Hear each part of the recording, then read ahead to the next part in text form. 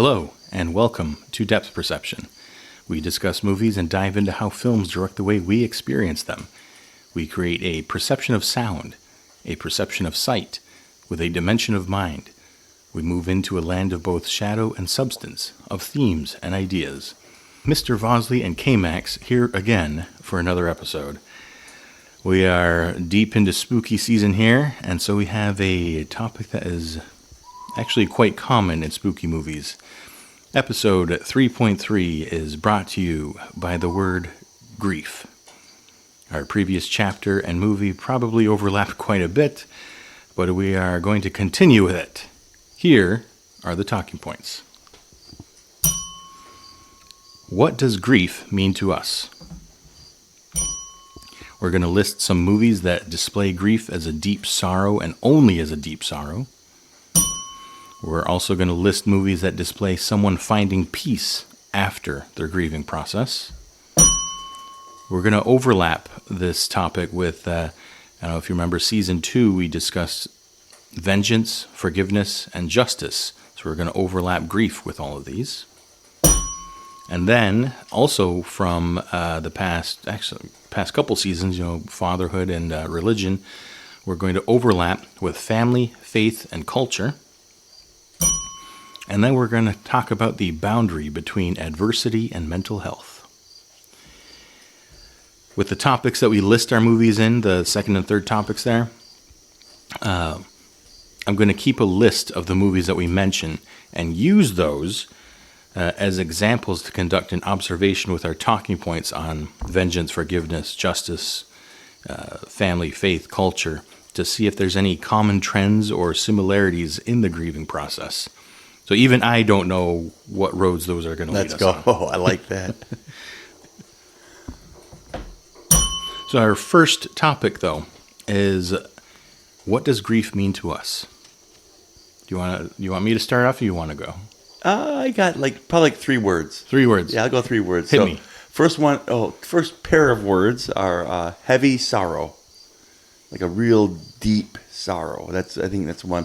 And then kind of also I think of someone's giving me grief, so trouble or annoyance. So to be real simple, that's what I feel like grief is to me. Those 2 things, like a real heavy mournful sorrow that just gets to the core and can really affect you psychologically and every other way, and even physiologically. And then just Voz is giving me grief again, that's kind of things. And it's played a big role. It's always something that, and we'll get into it further, but I think grief is something very, it demands to be felt. Mm-hmm.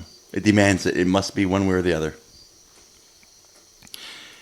For me, grief is the involuntary emotional state that someone is in after they experience a deep loss. Most notably, this would be after someone's death, but I'm learning people have many different things and relationships and culture that triggers grief. And grief is similar to pain. We discussed pain a little bit last episode with the ritual. It's similar in that it's personal, and everyone has their own threshold and triggers for it. No one else can really tell you when and how to grieve because it's your own life experiences that shape how and why you grieve. I like that. Just like we discussed pain in the last episode with Dom, or as you call him, Glasses. That's right. His knee, everyone thought he was faking his knee injury, and it turns out, his knee was hurt. Grief is very personal. Mm-hmm.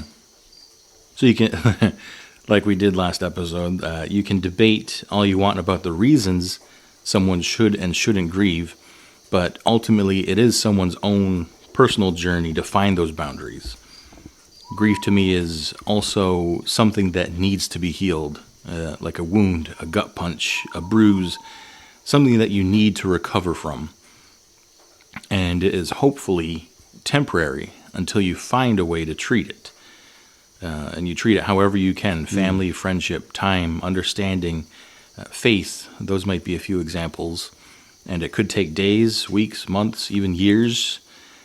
But like a wound, if it's left untreated, it will only fester and keep you from being healthy. Wow. Yeah, I was going to say I like that, but I don't like that. I love that truth. I love that acknowledgement of it, but I don't like the fact that sometimes that journey takes way longer than I'd hope it would for myself. Mm-hmm. And I think it's kind of hilariously ignorant of me sometimes also to expect it to be a certain timetable for others. Because I find myself sometimes never saying it, but once in a while saying, good gravy, it's been 10 years. Not ever out loud, but kind of quietly to myself. And I'm thinking, I'm not in their shoes. I have no idea how they feel here, you know? Right. And that's been the one of the things in our little foreshadowing for our last topic, the boundary between adversity and mental health. Sometimes it's really hard to find that because if someone grieves for 20 years, was that mental health or were they just facing adversity? So we'll discuss that. That's interesting. In that, and only now do I know what you meant by that point, that talking point. I'm like, oh, I see. Guess I'll be doing a lot of talking now. As I'm clicking, no, I think I'm good.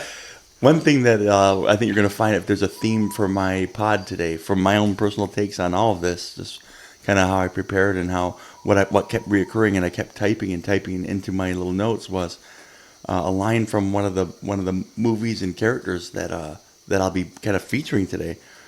Pain demands to be felt. Demands to be felt. Has to one way or another. I've kind of noticed that too when I a lot of the things I discuss, or that I was kind of looking into different movies, stories, it felt like, this is going to be the second time I reference this movie, I think, in the podcast, but The Many Adventures of Winnie the Pooh, when he gets lost in the forest and he keeps coming back to the same spot. Yeah. It felt like that for a lot of these things where characters try to address it by escaping or trying to leave the area before it's actually understood. Before it's, yeah. Yeah. All right. Let's list movies that display grief as characters with deep sorrow only. So in the movie that you list, I want to see a character that by the time the story ends, their grief isn't resolved and they haven't found a way to heal. At least not yet. That might take place, after the story in a different movie, but within the movie that you list, it's got to be a character that can't escape it yet. I absolutely love this. I hated it when I first got it from you, the first top talking point, because I thought, well, generally in film, right, we see resolution. And so I think the reason why filmmakers throw grief is so powerful and such a catalyst, that it makes for good story and good plot, because there's nothing like resolving grief, and that's why we go to movies sometimes to feel good, right? So we want to go see that. I think I got 3. I guess maybe they're debatable to see whether their grief was resolved or not. Okay. But I guess we'll see. I wrote down a handful of them just in case we overlapped. I'd have some backups here. Okay. But we'll go back. I want you to go first because you have 3 of them set. So I want to hear your 3 first. I have 3 set. And I pulled one from the next list back and forth twice last night. So there was one where they did have some things resolved by the end. I already think I know what it is. Is it really? Is it Coco? No. Oh. I took Coco off all of my lists because I know our affinity for Coco, our shared affinity for Coco. And so I just said, you know what? He's the host. It's his home. It's his technology. Let's let the host have his way. But I think we can say Coco could fit a lot of these. But yeah, we'll go deeper into that, but I want to hear your 3 first then. Sounds good. My first one is The Green Mile, John Coffey. Okay. His grief. There's some things that say that there was a release or everything, but I feel like he carried that right to his last, his grief, John Coffey. Next one is Snape in Harry Potter. His entire character, I felt, was built on grief and regret, remorse. 2 things: the grief that comes with his lost love, and also unreturned love. His whole life, his whole essence was based on that. And then the annoyance of grief that existed nonstop because of it. He couldn't separate the 2, so they almost had the 2 meanings of grief there. And then Harry Potter just ends up in his class. He's like, exactly. And so it's funny how that story is. I think Rowling was masterful in creating those characters like that, and keeping that unresolved on purpose. can't see the bitterness in him, what drove him so much. And I don't know if I'm supposed to talk much about the characters right now. I'll give you my third one. Yeah, I mean, you can go kind of into them a little bit. Okay, yeah. And then the last one will be, and I'll get into all three of them a bit, is the creature in Frankenstein. Mary Shelley's classic. I know it's literature, but it's been made into enough movies that I can talk about it as a film.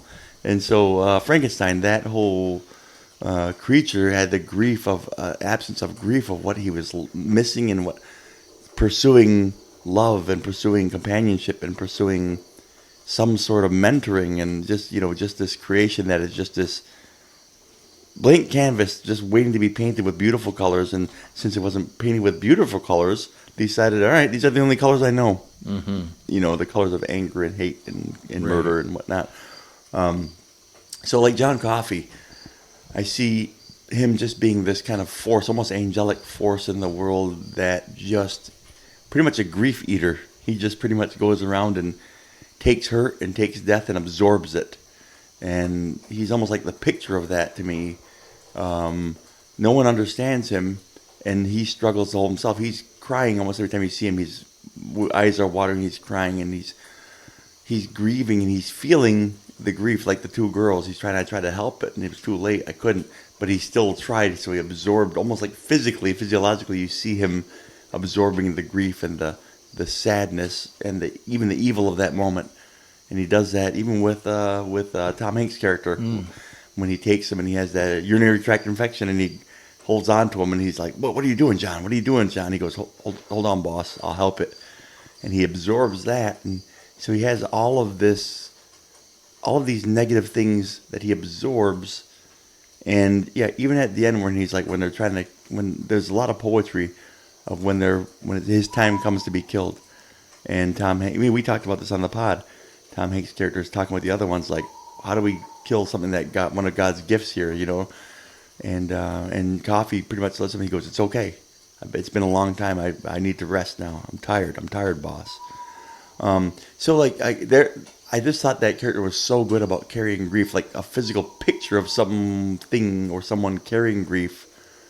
That even though maybe his death is a release of that, I still felt like, yeah, I think I'm going to probably force him into this category, even though after he was put to death, we see like a picture of really. But that's kind of like the final chapter for him. So like maybe the movie uses it as his grief is released and he has a resolution of his grief, but not for him. It wasn't until he died that his. I think because it's been ages since I've seen the movie, so I can't completely recall all of it. But it reminds me of our last movie, The Ritual, with Dom at the end, kind of, I want to say accept, because we discussed it wasn't really accepting, at least the way I saw it, but similar where it's, I'd rather rest now, I'd rather give in than have to complete this process, is kind of like what that sounds like almost. Yeah, I would agree with that. So yeah, John Coffey there I thought was a pretty good one. I think Snape, and just because of the fact that even in death after Nagini's Voldemort's crippled him and then Nagini's biting him repeatedly times and he's bleeding out, there's just nothing but regret there too. There's nothing but grief in that moment, even though he's talking to Harry and he gets to say some things to Harry. And gets to throw it through his tears and through the, look when they put in his tears into there where you see the rest of the story, what's really happening there, where the reveal is that he was in love with Harry's mom, and the whole series he is just tormented and in grief. His bitterness and his anger and his so many things that he does are motivated by his grief, and it's never really resolved. It's a strange character to have a beautiful love story about. But I think that his grief really drives the series as much as Harry's gifted, wonder kid, Well, I think it's worth rewatching the earlier ones after that was his whole life. Yeah. What it was centered on. But I just dug right in. That was fascinating writing, I thought. And then Obviously we talked a little bit about the creature in Frankenstein. I moved back and forth, moving Mac from the shack up and down and there, but I moved him into my next one. So those are the three that I thought about. I like that you pointed out with the creature that he's going to express himself in the only way that he has learned how, and that's anger and violence and frustration. And I kind of mentioned that in the what grief means to us. It's only your grieving process is only shaped by your life experiences. That's right, and that's what we get there. All right, so I've got a handful. I'm just going to kind of briefly go through them. I think this one was actually pretty hard for me to find because it was taking a look at each character's actual process. Did they fulfill it? How did they do with it? I see. So I'm curious. First one I'll list is Hereditary. Okay. Have you seen that one? I have. So the mom's grief when when the daughter dies in the middle of the night and she finds out, and you see her just sobbing in the bedroom. And throughout the rest of the movie, you see that unresolved grief turn into anger and displacement, and the way that she treats her son at this point. They had that dinner table scene, I don't know if you remember, where she yells at him and they get into an argument and all that. And, you can see that process kind of spiral downwards as we get to the end when she's possessed by the demon or whatever it is at the end. So to me you can see that allegory there about how that grief overcame her and she became someone else. Kind of opens her up to other influences. Yes. Yep. Boy, there's lessons there. I've got Don't Look Now. Have you ever seen that? I've not seen. It's an older one, Donald Sutherland. Oh, I like him. Yeah. It's a couple that... now, it's been a while since I've seen this one, but I remember the emotional bits from it. It's a couple that loses their son, I think. I think their son drowns. And he's kind of been... just kind of... can't really tell if he's dealing with it or not. And they end up in Europe. I think it's Italy. But it coincides with this strange hooded serial killer in the city. Oh, man. And he feels like it's a connection to his dead son in some aspects. And because you haven't seen it, I won't give it away, but it's a lot of him dealing with that and then trying to grasp at straws to, say that this is connected and all that. That sounds so good. Yeah. I got it. You mean it's not just a superhero redo? Actually, original storytelling, man. Here's one. Pet Sematary. Oh, I like. Yeah, the father loses the parents, the family lose the son. Can't deal with that loss and tries to bring him back despite the consequences, despite the advice that it's not going to be the same. The ground is sour. The ground is sour. But as you describe the movie, you're like, oh, this is you're just telling me about grief straight up. It won't be the same if you tried to relive it. You have to. The point is to move on, and he can't.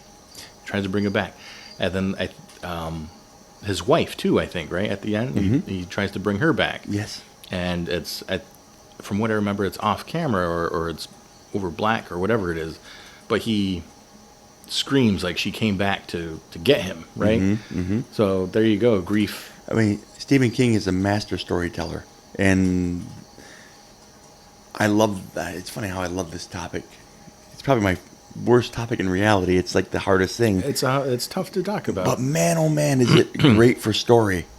I mean, and you see great filmmakers use it at different levels. And again, I think this is crafted, your layout is crafted for us to talk at those times. But I find myself in these pods missing thoughts and leaving things out. I've listened to the last two. Finally, I caught up.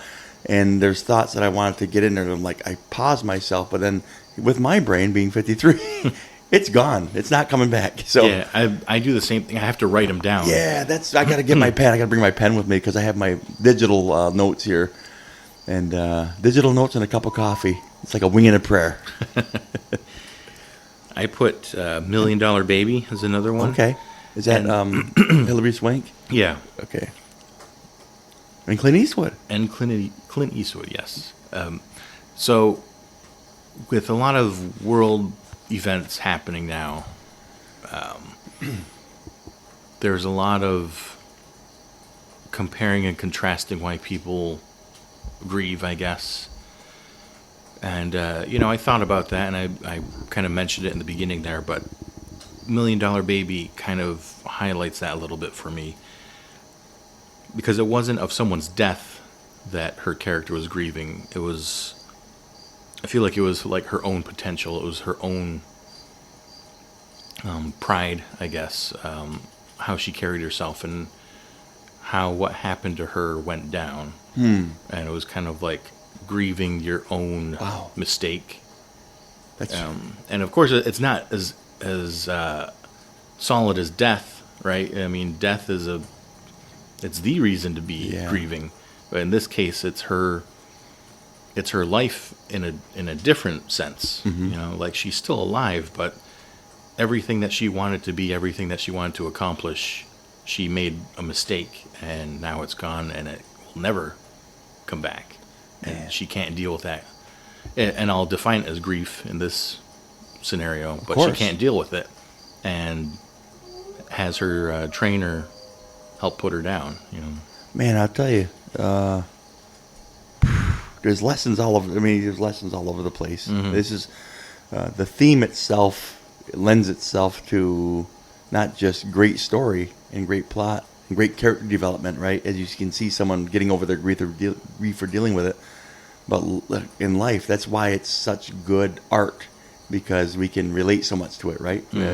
Like we see ourselves in these characters like hurting, and that's a big one that I don't know if I talk about at all in any of mine. Mine are usually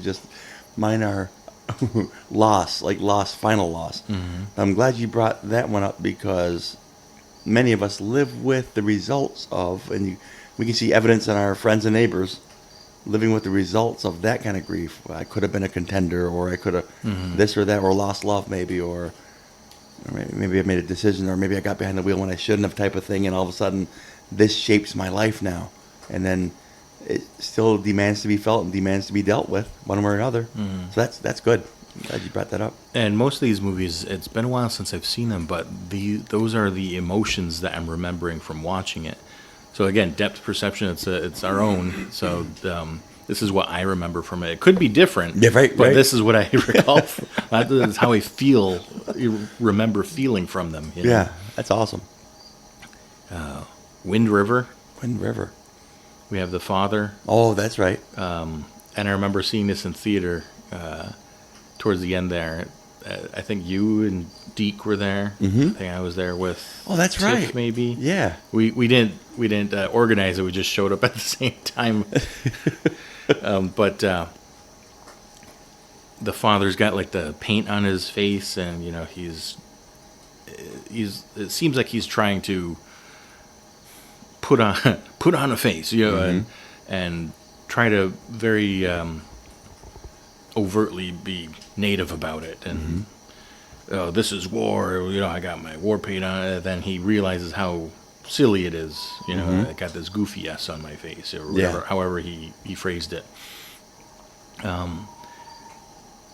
And to me, I think we don't see the grief resolved, but I think we see it on its starting point in that movie for that character, because he's like sitting down, he's resting, he's reflecting, and it's time to actually start that process. That's right. What a great movie. If you haven't seen that one, go and check it out. Jeremy Renner, right? Wind River. Jeremy Renner, Elizabeth Olsen. That's right. I think there's Graham Greene's in that, I thought, right? Yeah. I have The Dark Knight. Okay, let's hear it. Harvey By the way, The Dark Knight fits into every category, I believe. It's pretty close. I've got Harvey Dent. Okay. So Harvey Dent, you might recall, he was chained up somewhere, and Rachel was chained up somewhere, and Batman had to try and choose which one to save. Mm-hmm. Now you can go through which one he actually meant to save based Right. on what the addresses Joker gave him, but after Harvey lost Rachel, his personality completely changed, Yeah. and you see someone that hasn't been able to absorb what happened yet, because it's just straight up reaction at this point. It's just violence, it's just reaction, it's just I need to lash out. He's on this rampage, and can't even really start the grieving process at that point because he's so focused on just violence. Yeah. So I don't want to give too much away because I'll talk about that. Sure. Yep. in a I little hear bit. you. It's funny because I'm looking at my notes and I'm like, I think maybe I see what you don't want to give away in my own notes here, but maybe not. Probably not. And Coco. Let's have it. So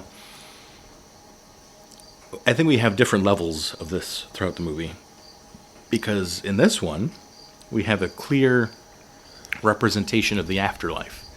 So grief, as we've been discussing in other movies, stops at death, whereas with Coco it continues after death, and I it's see. depicted as well. Yeah. And So- well depicted. Yeah. I finally wore my Familia shirt last week. I think I told you. Oh, Anyway, yeah. Keep Yep, going. I remember.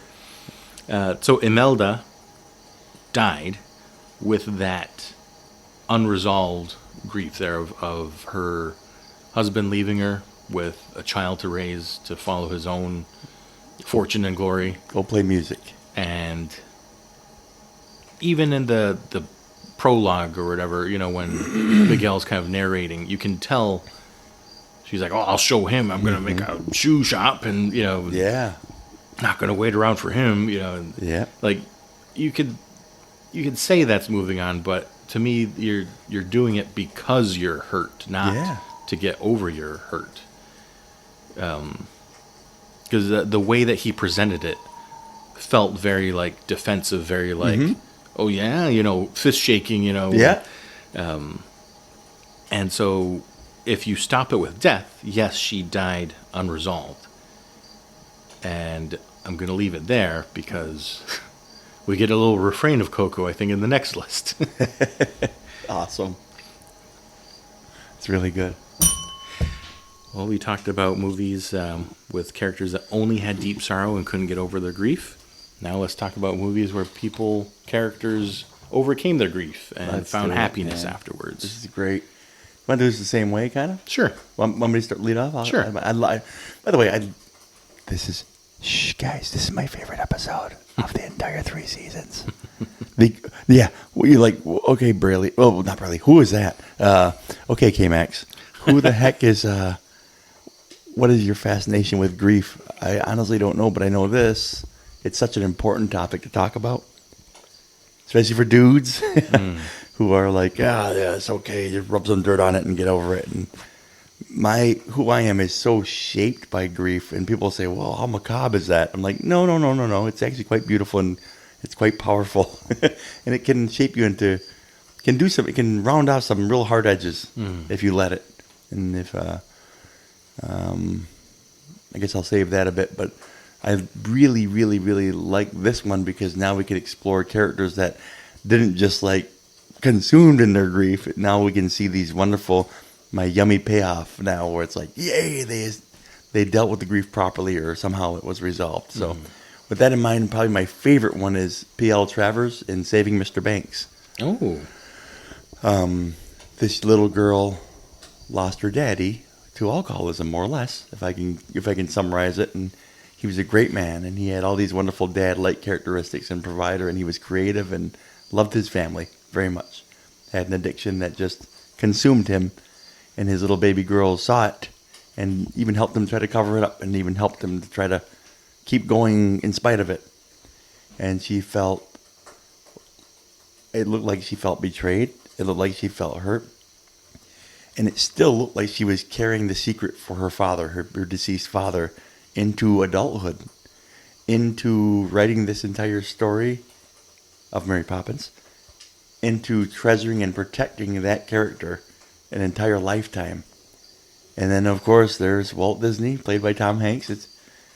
It's probably why these stories work so well, because they were acted so well. This movie was so well done. It's one of my favorites. And he just talks to her in that one line when he goes back and he talks to her and he goes, I can't. I wish I knew the lines better, but he's like, you'll see him redeemed every time someone watches this movie. They'll see him fix that kite. And he explains, he goes, Mrs. Travers, they will see him redeemed. They will see him, and you see that transaction happening in her eyes as she's hearing him talk. She's hesitant because it's something so precious to her.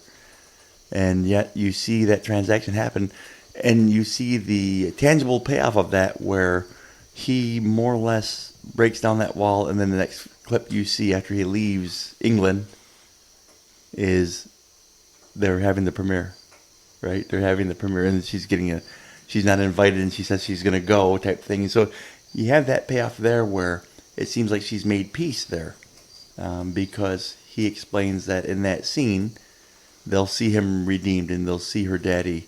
They'll know him, and they'll reverence him, and they'll love him. Pretty much giving her permission to know him and reverence him and love him. Mm-hmm. And it's so well done in film.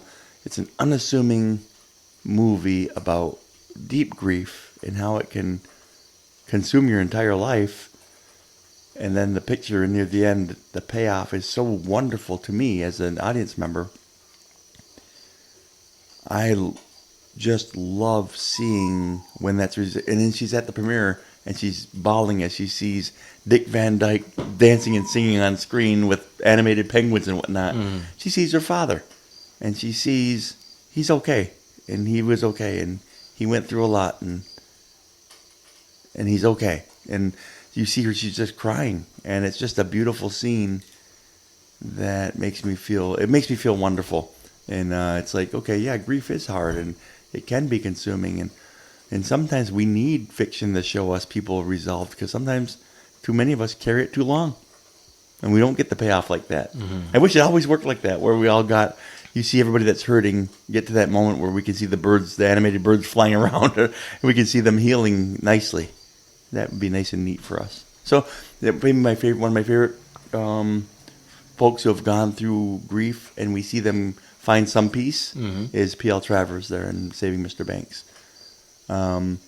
Another one is my favorite work of fiction that was turned into even a beautifuler, said the English teacher. A more beautiful movie is The Fault in Our Stars. I reference it a lot. Mm-hmm. One of the books I cover in English 10, and John Green is someone I look up to a lot. I know him very, very, very, very distantly. I see him as almost a mentor in some ways because of the way he writes kind of teen fiction. And, the fact that he was like a church youth worker. And so he sees through a lot of the rhetoric of organized religion to the need of young people to be seen and to be heard and to have voice. And so he does this through education, him and his brother Hank, and he does it through fiction. He writes these beautiful stories about young people in situations and gives them so much voice and gives them so much audience. And it's almost like his life calling. It's kind of cool. So The Fault in Our Stars is Hazel Grace is who I'll focus on as the character who deals with this heavy grief. They all do. He's got a way of the macabre himself. Not even macabre, just of like the hurting folks.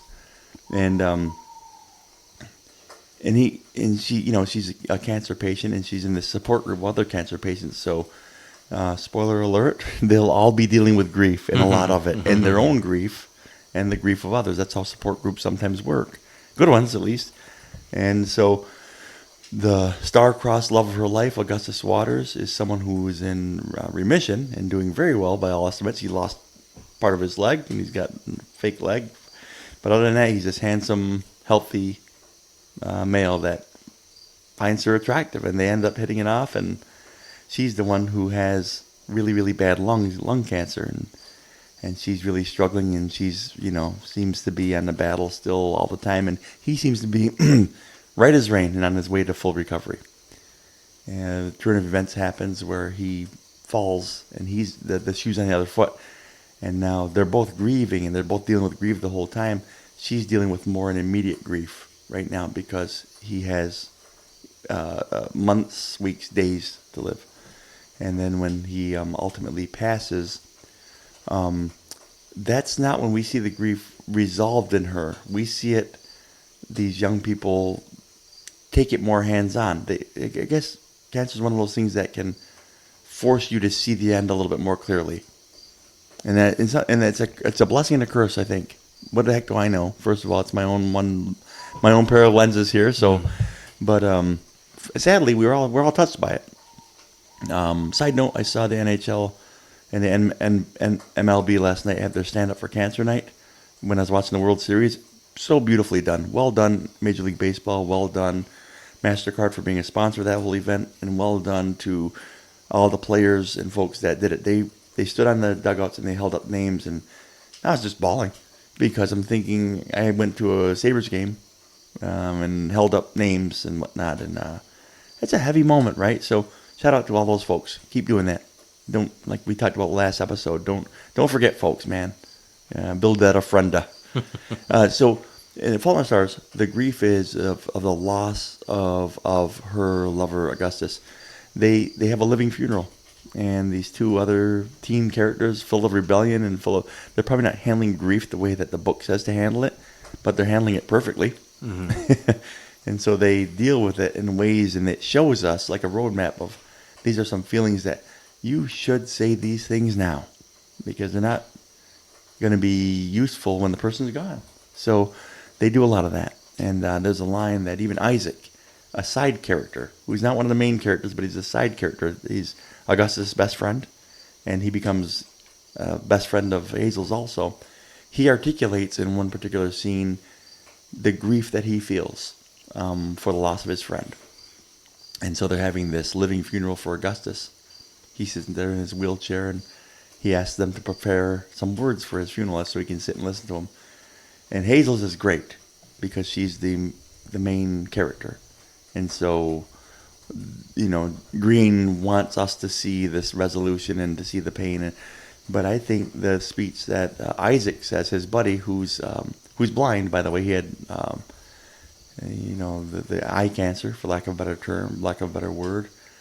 And he loses his vision, so he's blind, and he walks his way up to the podium, and he starts singing, and he's talking about the loss of Augustus, and saying he deserved more time, and he deserved more. And he goes, when this line is just always gets me. I just thought it was so beautifully written. He says, when the doctors of the future come to me with robot eyes, and they say, here you go, let's put them in, I'm going to say, get the hell away. I don't want to see a world without Augustus Waters. And I thought to myself, man, grief and friendship right there, you just feel it. And you just see Augustus just melt as a friend. And Hazel's like, yeah, that's it. I can't top that. And, man, I just thought to myself, all these little kiddos with all this unresolved grief, when Augustus finally passes, really hard scenes. But then right at the end of the movie, you get to hear this little, almost like an afterword. So in the book, it's written as an afterword. But in the film, you see Hazel looking into the stars. She's laying on her back. And the two of them used to do that. They'd sit there looking at the stars. And there was also a line in it that says, my thoughts are words that I can't fathom into constellations. He tells this author that was a jerk throughout the movie that they both loved. He says, I'm going to paraphrase because I don't want to get beat. I'm a crappy writer, but a good person. You're a crappy person, but a great writer. I need you to help me write this obituary for her, because we wanted to do this for each other. And so they talk a little bit about that. And in Hazel's last line, she's like, they talk about their choices, And her big thing was always, I don't want to fall in love. I don't want anybody close to me because I feel like a human time bomb. I don't want anybody to have to jump into my grief with me. And so, she pretty much explains, this is why I'm a walking time bomb. And Augustus, throughout the entire movie, tells her, it would be my honor to be hurt by you. Let me in. Let me be in your experience. I would love to be hurt by you. I would love to feel the pain of, if you're gone. That's something I would cherish. And so at the end, she just pretty much says, I'm good with my choices. I've made these choices, and I hope you're okay with yours, type of a thing, saying, pretty much in this exhale, you're gone, and I'm glad that I made this choice. I hurt really bad right now, but pretty much saying, like what I said about Andrew Garfield last week, those tears these are signs of love felt, and love not being felt, but here it is, me still expressing that love. Mm-hmm. And so, I picked Hazel Grace there as that character. I thought that she's a real good one. And then my last one is Mac from The Shack, right? The Shack, where he loses his daughter tragically. She's murdered, a little girl, and the book goes into great detail, but the movie goes into some detail about he is desolate and lost, as any of us would be, of course. And he's angry, and he's going through this journey. And I love this story because it's through God and his relationship with God and the Trinity of God, right? You got people being God, the Father, the Son, and Holy Spirit, all pretty much embodied by these three characters. And Mac is typical dude, typical dad, and rightfully so, I would say, grieving and saying, I have no use for you right now. You took the most precious thing in my life. I don't understand it. I'm not going to. Pretty much screw you type of a thing. Mm-hmm. I think very human, very natural ways to feel, but grieving so deeply, and then the journey and transaction that's made to get him to the end is just so beautifully done in film. So I think that's my last one there would be Mac. I was going to say Mac from The Shack. Sounds like Shake Shack or something, but that's a really, really good character, I think. Is that Matt with T's or is that Mac? CK. Okay. That's what makes Shack even better. Yeah. Not to be confused with macking in the shack. Or Shaq macking on Inside the NBA. All right, I've got a handful, but I'll start with Coco because that was my last one from the first one. Plus, it's my favorite. So Imelda, our same character, if you include the afterlife, you see that she is able to get over her grief. You can see that she's gotten past anger, mostly because she's finally understood what actually happened. She has all the information now. Yeah. So instead of reacting out of anger and hate, or however you want to describe it, when she, I'm going to make my own, I'll show him, mm-hmm. I don't need you. Once she got past the reactionary things, she got into understanding what happened and is able to move forward after that. And another character I think you could say is Miguel's grandma in the regular life. Because I think she's already grieving Mama Coco, she's losing her memory and she's going to pass away. And at the very end, you see happiness, though, among everybody, the whole family. And you see her seemingly have like a connection with Coco as Coco's spirit at that point. Yep. And there's no longer confusion as to how to honor Coco and how to honor like Hector and Imelda. Because before it was, there's a part missing, and we don't talk about that part. And you just felt like the remembrance was kind of off because there's a torn picture on the ofrenda. It was kind of like, well, how do you can't let it go? They're dead. They're on the ofrenda. You can't let it go and try to remember your own family. And so by the end of it, though, you see the characters together, and that grief has been put down, and we're over it now. We're happy. We're together again. What a great lesson. So this one I wrote down, and it was funny because I asked my wife, I was like, any movies that include grief? And we both put this one. because we saw it together when we were dating. P.S. I Love You. Hey. You ever see that one? I have, yeah. I mean, no, it's Bigfoot. I never watched that.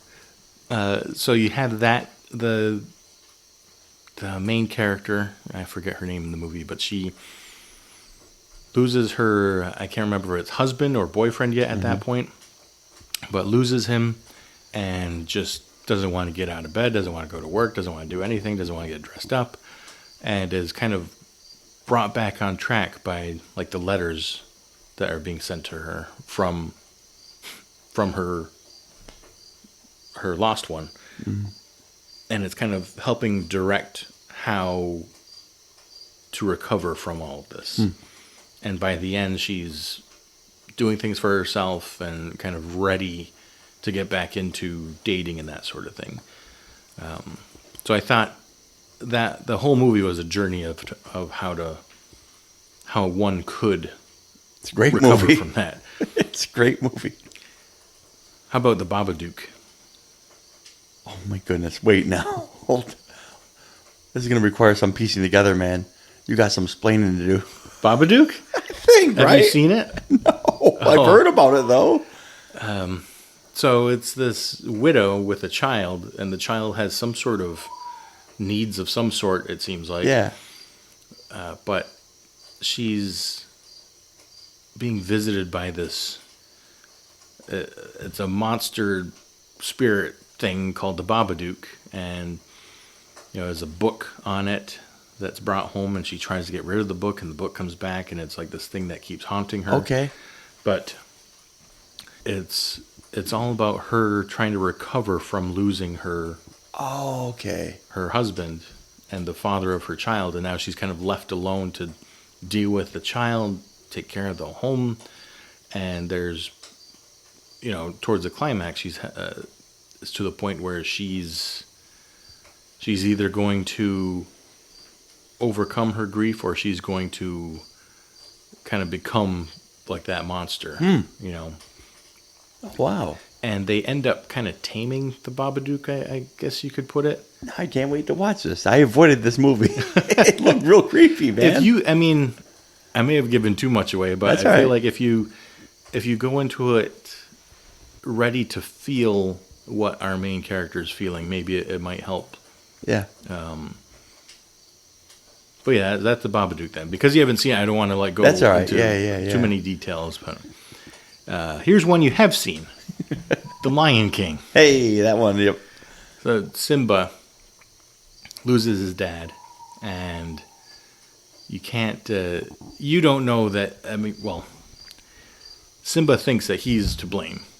So his whole grieving process is, again, like Coco, based on a lack of understanding of the facts. So he doesn't realize that actually Scar's the one that did it, and not Simba. Not Simba's recklessness and with the wildebeest and then causing his dad trying to save him in the aftermath. It was actually caused all by Scar. So he goes into the jungle, meets Timon and Pumbaa, right? And that whole grieving process takes that long. You needed help from Timon, Pumbaa, Rafiki, Nala coming to find him, like his friends all coming together. And he's finally got the strength to go back and face the past. That's good. However Rafiki words it. You can either learn from the past or whatever. I don't get hurt by it. Whatever it is. Yeah, it's Maxim. Yeah. So very like I said, I was going through like these different movies. I'm like, actually, there's grief all over the place here. But Lion King kind of shows it, him finally recovering. It takes a long time. He turns from a cub into a lion, but he is able to get back and get back on the right track. That's a good one. Ghost? Oh, yeah. Well, Very obvious there. She's dealing with the loss of her loved one, and I don't want to overlap with some of the other stuff we're going to talk about in the next topics, but very obvious one where she's dealing with the death of her loved one. And I guess you could also include like the afterlife with Is it Sam? Sam. Yep, I got a message from Sam. Yeah. Whoopi Goldberg. Yeah. Yeah. But I think it's also Sam's grieving process in the afterlife, not ready to move forward yet, and he's kind of there grieving the. You mentioned the last episode, the sense of regret, as I regret that we couldn't enjoy things longer, that we couldn't do this together, instead of regretting, oh, I've wasted my life. It's not that type of regret. It's regret of what could have been. Yeah. In the best way possible. Right. And I think you see that with Sam's character in Ghost. So kind of like, I regret that she is in such a state, and I regret that we couldn't be together, type of thing. There's so many, I think it's a pretty solid spot to put in. There's so many honorable mentions for this, the grief and the characters, you know? Mm-hmm. I think about our lists and like, oh, there's just, there's many, because it's such a wonderful tool for feels for audiences, is grief, right? Everyone goes through it. Yeah, you know? yeah, it's relatable. Yeah, I won't interrupt anymore. Not everyone gets chased by a guy in a leather face and a chainsaw. But almost everyone goes through losing a loved one. Right. Up. A lot of animated ones. Up is one that was on both my lists also. And again, same premise where one character loses their loved one, and this guy's case takes how many years? 30, 40 years? I don't know. I don't know how old he is, but it takes forever. It's a beautiful movie for him to get through it. And we'll go through his journey of how that happens. Moana, I think, is another one. Captain Fantastic. Have you seen that one? I have not. Again, it's a guy who loses his spouse, the mother of his children, and he basically goes off grid with these children, kind of like, well, nothing's going to hurt me now because we're going to live on our own in the woods, type of thing. The last one I'll bring up, and remember I brought up $1 Million Baby as a grieving things and relationships and future rather than death and loved ones, loss of loved ones. I did Fight Club. Hey. But it's as you go, hey, and then the wheels start turning. How is he going to do this? Well, that's exactly what. I don't know if you know this, audience, but that happens very much off mic. When I'm looking, I'll give like Tin Man, or I'll give Voz especially a look of like, oh yeah, and then I'll be like, show me. Almost like the what you talking about, Willis look from Different Strokes, Gary Coleman. So this one, I compared it to $1 Million Baby because now we have ways that characters can move past grief. I don't know if, in this case, it might not be happiness, but in the beginning of Fight Club, you see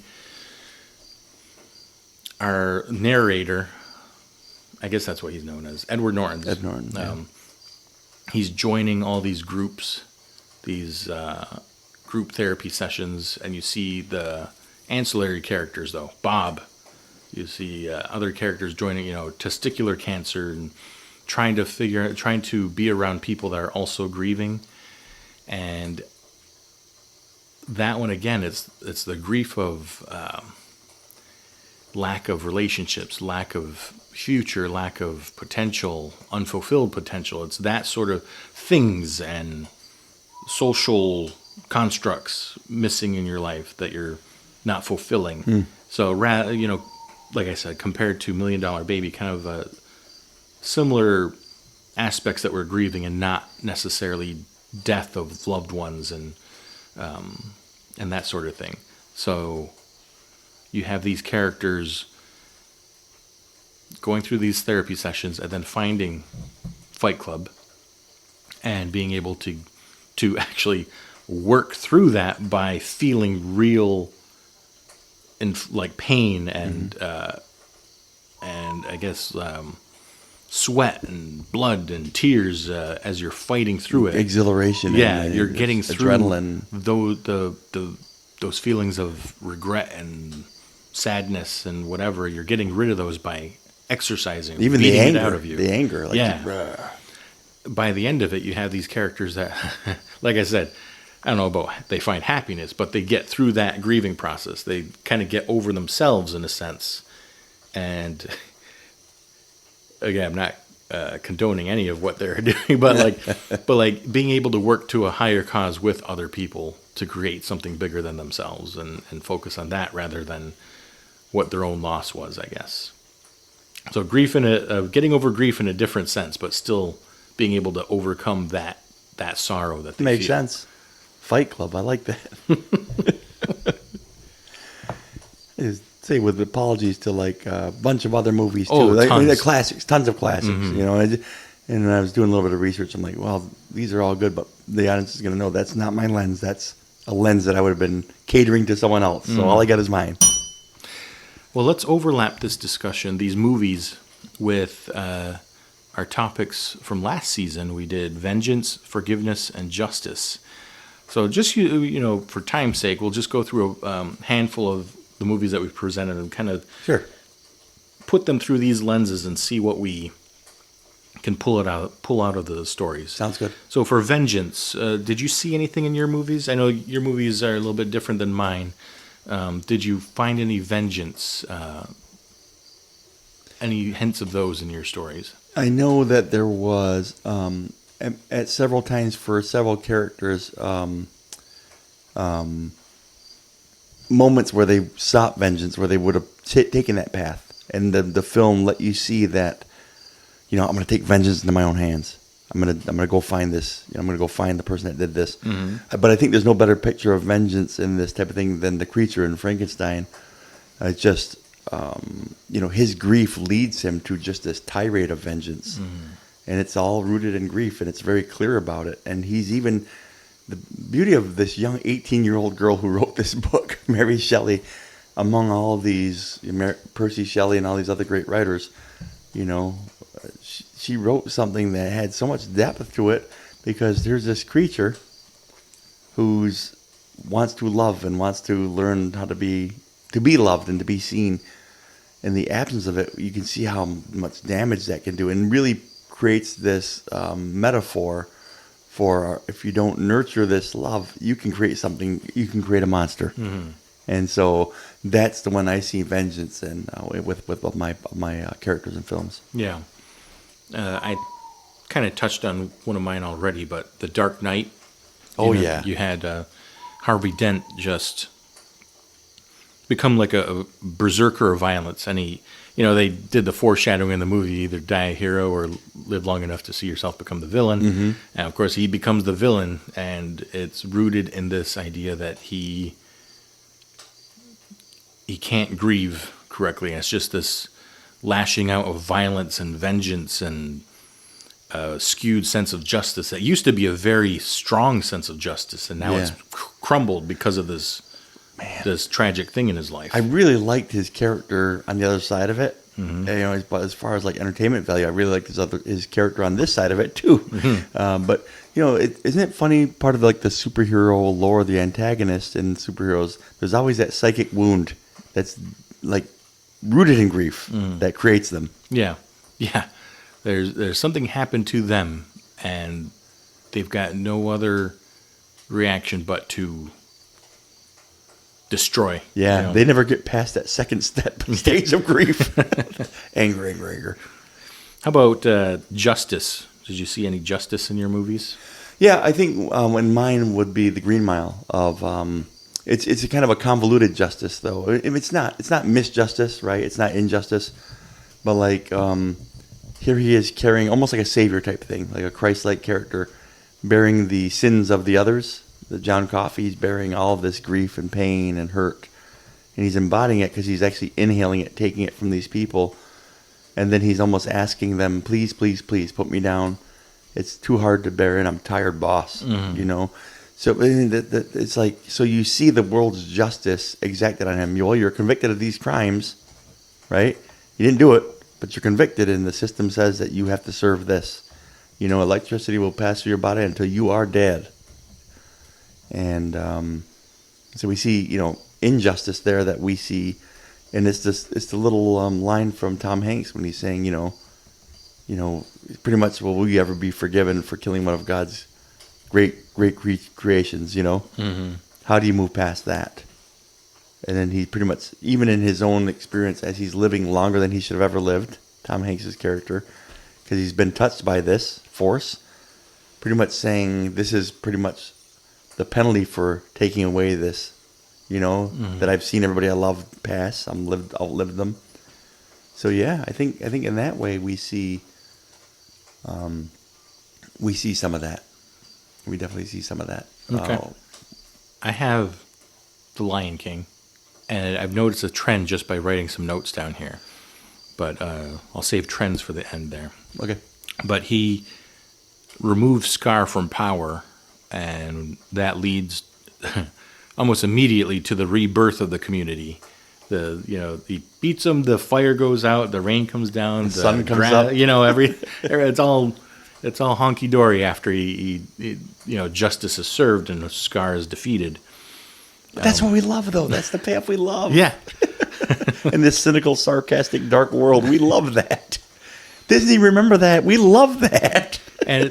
But like that, I mean, the death of Scar, I think there's other, isn't there like lore where he survived or something? But in the first movie, though, it was kind of like that, the killer's death provided closure for that character and the audience. You know? I also have Wind River. Okay. And Justice. And I mean, I guess it's also vengeance, I guess you could say. But Jeremy Renner's character finding out who was responsible for what happened to our woman and inflicts the same fate on that guy. So the same way that she died is what he began for this character, and that character that was responsible lasted. Would he last? I don't know, a couple feet before he gave out in the snow. Strong connection actually between these two that like I said, I just realized it, and I want to save that. So I'm going to stop there with Lion King and Wind River for that's cool for Justice. How about Forgiveness? Well, you have the line back from John Coffey, back to Tom Hanks. Saying, "I'm tired, boss." Pretty much, more or less, telling him you're right to do this, almost in a way that is like divine providence. Like, this is where it had to come down to. This is what had to be done. It had to be like a societal mandate that his life will be taken right now. It couldn't just be someone killing him or cops shooting him, trying to take him into custody. It had to be like a societal mandate that says you got to go, right? And then John Coffey coming back saying, "I'm tired. Please do it. Please, you're doing me a justice. You're doing me a favor here." And then also, I think with Harry and with Snape, there's a little transaction there where he understands Snape more, right? Rather than in Deathly Hallows 1. Actually, not even Deathly Hallows 1. I think one of the ones before that, where he's chasing him after he pushes, but zaps Dumbledore. And Harry's chasing them, just sobbing, chasing them and throwing spells at him. The Half-Blood Prince, I think. Throwing spells at him, and then he turns around, "How dare you use my spells against me?" You know what I mean? And there's that vicious anger to seeing the tears, collecting his tears and putting them into the Obscurus, I think, maybe, I don't know, pouring it into that. No, that's not it. Putting it into that little pool and seeing what really happened and his love for his mom and his care for Harry all the way through, and even the conversation with Dumbledore plotting how to get to kill Voldemort to protect Harry ultimately. I think that one's cool because it's both characters understanding each other, I think, a little bit too, because for Snape, the whole series, you see him, this disdain for Harry, and you're told why he felt that way. But to me, he also, I don't know if it was outright said, but it's just the feeling I got that he realized that, what was Harry's mom's name again? Well, oh boy. It's funny, I danced around it earlier because I couldn't remember. Where's Tin Man when you need him? I know, right? He'd have it right now. Just boom, boom, boom. It's on the tip of my tongue. Well, mine too. I mean, everything Harry Potter lives right on the tip of my tongue. So many jokes, I guess, food-wise. Like a chocolate frog. Lily. Lily, that's right.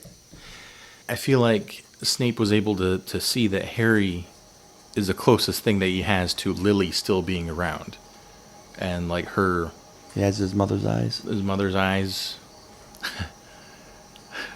Off topic, but one of the smoothest lines I remember is from Indiana Jones' Last Crusade.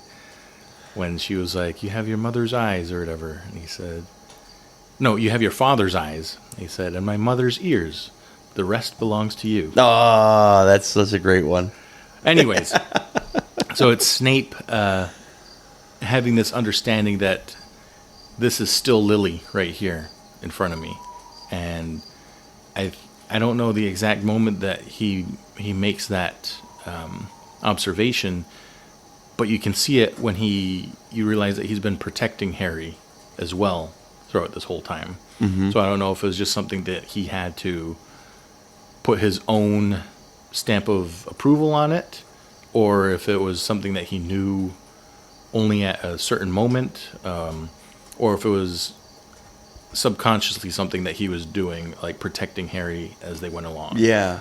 So I thought that was pretty interesting, though. But at least that's my feeling watching it, is that Snape had that realization that, this is still Lily right here. Yeah. I still have a way that I can honor Lily's memory. Well, like with forgiveness and grief, and through film and through some of these characters, we see how powerful forgiveness is in grief. Mm-hmm. Like how freeing it is. Coco being probably maybe one of the best examples, and in the shack ultimately, like you have this. I guess we'll get into the religious parts, but like you see this very Christian of like he is free. Mac is captive by his grief. He's burdened by his grief. It is a weight to carry until he chooses to forgive and try to see beyond. That's when he's free. And that's when he's not carrying this burden of grief. That's when he's...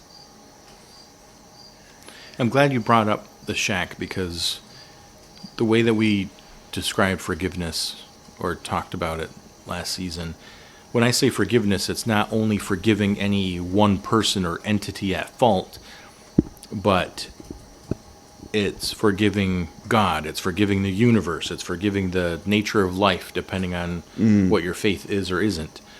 So it's just forgiving the way things are. I think that's good. We have some listeners that are very much different belief systems than us, and they provide wonderful, wonderful feedback, and they're faithful listeners of the pod. And I'm glad you brought that up, because, forgiving yourself is a big one, right? And I like when you say that, like the universe. My good friend, British... I don't give his full name. He's got a nickname too, British Dave. He's one of my favorite people. And he talks about the universe a lot, like what you put out there and what you get back. And I try to understand him better by asking him a lot of questions. And what you're saying works out nicely. And I want to make sure folks understand that we're saying things from our own perspective, obviously, because that's all we got. But you can fit into your experience also, and maybe get something out of this conversation for your own experience. And man, fire again, it's not a commercial, but fire that feedback at us, because we want to grow also. We want to understand your experience a little bit better. And I get that in the barbershop a lot from people who listen to the pod. They'll come in and they'll say, "Hey, I heard this, and nice job around here. Nice job doing that." And that is such a cool thing to hear. Just that we're actually open and we're mindful of it, and we care. They can hear that we care about their experience. We just don't have the lens to really vet it out a little bit better. Right. The frame's there, though. Yeah, that's right. We would enjoy that lens. The frame's there. Yeah. So forgiveness, I mean, obviously Coco, that was our big movie for that chapter. But seeing Imelda not being able to forgive, you can see how it affected generations of family. And forgiveness in the afterlife brought a new level of happiness to those generations. That's right. Yeah, you can see that at the end there, where they finally forgave, and now every single generation is happy, accepting, understanding of everything that happened. Huge smile, because I can just see that scene where they're singing. Yeah, they're like putting dinner out on the table and everything. But yeah, you compare that to when Imelda still held on, and Miguel wants to do his own thing. There's people going through the motions. Mama Coco's forgetting everything. There's a torn picture. Just fractured things around the family until in the afterlife, Imelda's able to mend things. Imelda and Hector, because Hector did leave her. Mhm. Yeah, yeah. So what kind of trends or similarities do you see between our movies and these subjects? Well, I mean, I just see that grief is the catalyst. It's the straw that stirs the drink in all of our in all of our movies. There, it's a Like a choose your own adventure. You're starting with grief. yeah. It's like we see it's almost like these people sat in the room and they said, all right, well, we're gonna. The way Stephen King writes, it's interesting. He doesn't go chronologically. He doesn't follow. He's just like adamant against the idea of the arc. He's like, come up with these characters and I come up with these situations and I think of how they resolve themselves, and they don't stay on anybody's schedule. I just write them out as they go. All of these movies, probably a dozen at least that we've come up with, they all get there in their own ways also. And I guess a trend as far as grief and vengeance, forgiveness, and justice seems like a big motivator, a big driving force behind these great stories. They come to mind for a reason. Is grief there, and it's like, how does this person handle it? How does that person handle it? And what's my lesson in this? Where do I fit on this continuum? Because I do better with grief sometimes, and sometimes I don't feel like there's bitterness that comes. There's vengeance. I want to be vengeful. I want to demand justice. Art imitating life, imitating art. So what I have is I've got a couple observations here. So first, overcoming grief is not clearly dependent on resolving outside triggering matters. So if someone wronged you, resolving that isn't completely going to make your grief go away, right? Yeah, So- Sweeney Todd. The only one that seems to have influence is on resolving that grief is forgiveness, which can be initiated and completed by one's own self without anyone else. They can work on that themselves. And again, reinforcing that grief is a personal journey. Ineffective grieving process you see when pursuing vengeance or justice right away. That's right. And forgiveness takes more time and reflection, while vengeance and justice are more immediate reactions. Yeah, you got to do the work with forgiveness. So keep in mind, though, I do think vengeance and justice do play a role in resolving or helping to resolve grief, but it's not at the beginning, though. It's when you have understanding, when you have acceptance, when you have perspective on what happened. So the movies I put down for that, to exemplify that, Wind River, and this is what I mentioned, one of the realizations I just came to. You had Jeremy Renner understanding what that girl went through. Oh, gosh. And only after that and finding out who did it, knowing the pain that she felt, and this is along with the dad at the end there, but being able to take that in before dispensing, the justice that he did on that character. So forgiveness, though, takes patience, takes reflection, and I think that's why a lot of these characters, it takes so long, or the proper, I say proper, those vigilante justice that Jeremy Renner's character did. Yeah. It still took patience. You couldn't just, we know these oil guys did it, so I'm going to kill all of them or make them all pay. He found out who exactly was to blame, what each of their roles were in this girl's killing, and acted after that.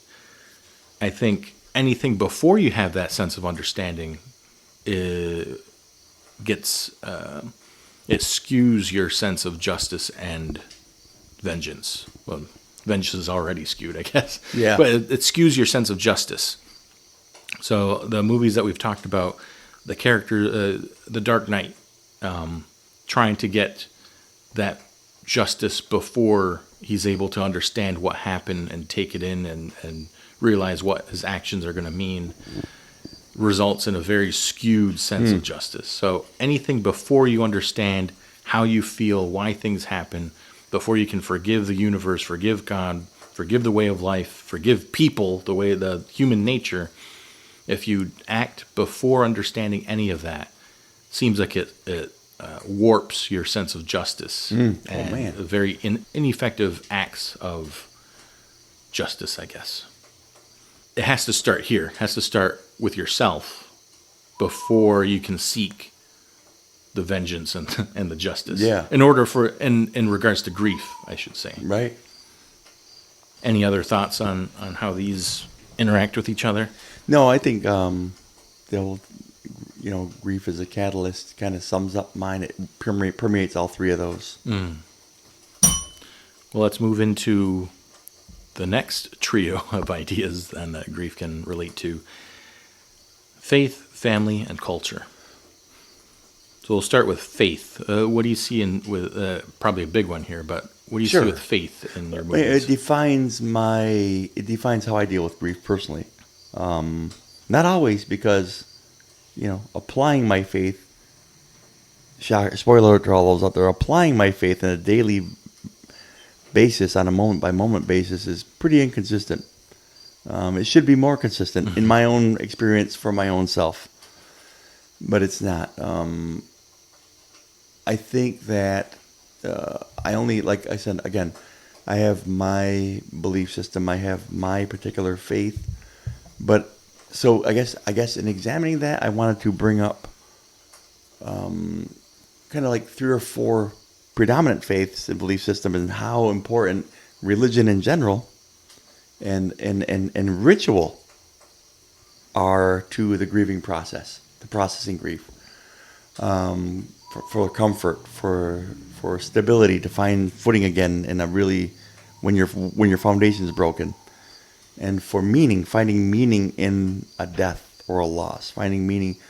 Religion has a major role in that in my life.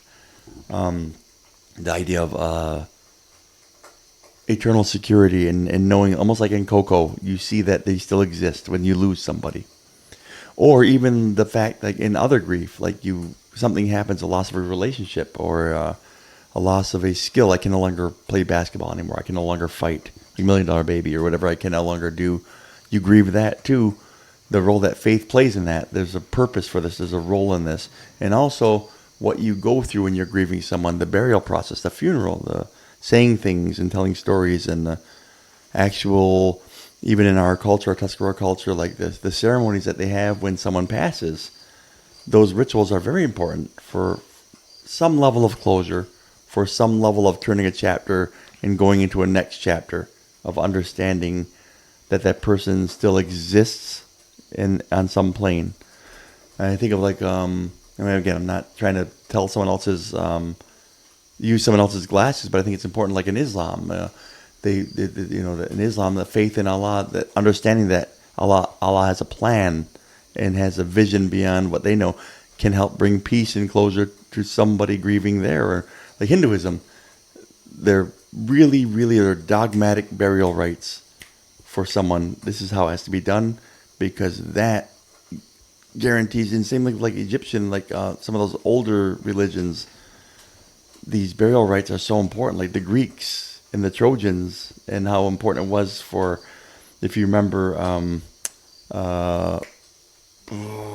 Priam, when Hector is killed, he goes behind the enemy lines right to Achilles to petition for his son, that we want to sing the songs and dance the dances and put coins on his eyes for the ferrymen, because in their beliefs it was so important for them to do it the proper way. That ritual was so important in bringing peace and quenching that grief a little bit, or at least giving them a chance to navigate the grief. And I think of our people also, on the reservation, though I wear different glasses and have different lenses, I see how important it is to have that ritual, those rituals. And again, sometimes, as a Christian person, we see rituals as like a scary word sometimes, right? But we have rituals ourselves, and we just relate the rest, some very dear ones. And you see how important doing things this way and speaking these things this way and praying this way, how powerful that is in that process to help us grieve and to help us understand. Even eating afterward, the ritual of that. It's not religious, but it is part of that ritual that you could say is a spiritual thing, I think of some of my people that have a void, an absence of religion or an absence of faith. They see the world differently that way. Well, then you see the importance of ritual in their own experience. How do they do it? Do they burn them? Do they spread the ashes places? One of my dear friends and her husband, very closest friends you could maybe have, and how that has taken place, how ritual has been important in his life at the passing of his wife, and how different things act as a religion in his experience and in his lens, because that's helped him grieve someone precious to him. Again, I'm all over the place here, but I think that the overlap of religion in processing grief, to me, it's making sense of it, right? To wrap my head around. I can't, if I'm just thinking all is lost now, my person who was dearest to me is gone, and I can make no sense of it, the role that faith has there in helping someone make some sense of it at least, gives them at least a chance to grieve properly. Gives them a chance to keep going. And I think that's it, is making sense of it all, right? And, if I was another person, I might have a totally different 5 minutes spent just now, but all I have is my lens. So, man, does that help me. Like the loss of Ralph, who we kind of bring this on full circle to, that's what helped me carry. I remember my pastor saying, "You're doing really well with this. You seem to be doing real well with this," which, that's a nice statement. And I say that too for people. Hey, you seem to be doing okay, but it's an ignorant statement too at the same time, because I don't know where you're supposed to be right now, right? And I remember thinking, I trust God. He in my belief system, he sees the beginning. His vision's farther than mine. His ways aren't my ways, and he has purpose and he has a plan, and nothing passes through into my life without passing through his sovereign will and his sovereign wisdom. That helps me accept things that I would normally not be able to accept. And so that, therefore, helps me grieve properly. I think when we relate it to like the movies you brought up especially, so The Shack, Green Mile, faith for these characters isn't changing. It's always what it is. So these characters kind of go off track and they find their own feelings, and what happens though is that with faith always being there and being a constant, they can get back onto that track and find it again. So it's not something that depends on how you feel. That faith is always something. It's always there. So when you come to certain realizations or certain epiphanies, you can rejoin that track when you're ready. So I feel like that's, you can kind of see that in like in the Green Mile, where like there is a higher power. There is something that grants these gifts. Oh, there it is. And with The Shack, I mean, that one's pretty on the nose, where you get this character that goes through such a big thing for anyone to go through, and has their own personal journey, but is led back onto the same track that they started on. So they're able to not worry about whether or not that faith is changing because they left or changing because something bad happened to them. It's ready to be rejoined when you're ready. I like that. I want to add, if I could, before I close, my thoughts on religion and grief is because, again, I'm not preaching ever at anybody. I think by the way I live, I try to be preaching. My dad always says, always be preaching and sometimes use words, right? So I think that's really important to my own experience. And I think also, if anybody sees the way I handle grief now is great, right? I mean, we're people. But the reason for the hope, right, is the idea that we go on. And I think in a lot of religions is that idea that there's something else, right? And so for mine specifically, my roadmap, my blueprint, obviously the Bible as a Christian tells me that we mourn, right? But we don't mourn like others who maybe don't have that hope that we have in what's in the Bible, right? And so when someone goes, it is that hope of seeing them again. It is that hope of I'll see you later, I'll see you again soon, instead of goodbye. Like this is it. There's a finality there, and so there'll always be part of me in this discussion that feels, I don't want to say obtuse, but feels a little ignorant of folks that don't have the belief in something else and more, right? And that's just my own lens, and that's not me judging, and that's not me saying, you need to do this. Right. But that's me saying, I don't know how to grieve if I don't have this. I think that's fair. Personal journey. Yeah. The faith I saw in the movies I presented, so Coco, the presence of an afterlife, obviously, right? But it's an additional chance to heal. So being able to have a, quote, eternity to figure things out allows this family to heal even after Hector and Imelda's death. And, it allows them the chance to finish grieving at any point in your life. In Ghost, you have the presence of heaven. Sam doesn't go until the end when everything is resolved. But it provides hope, though. Provides hope that your loved one is somewhere better, that you don't have to, like you said, it's see you later. It's not all is lost. Yeah. And you kind of see the opposite effect, I think, with something like Pet Sematary. It's in Pet Sematary, it's the inability to let go and the wrong focus on the idea of life after death. Right? Yeah. A little bit skewed, like we talked about with justice. Your sense of faith is a little bit skewed if it's not strong, and that, of course, leads to ineffective grieving, where you're focused on the wrong things here with your loved ones' deaths. Trying to bring them back, trying to restart, trying to use this black magic or whatever it is to solve things.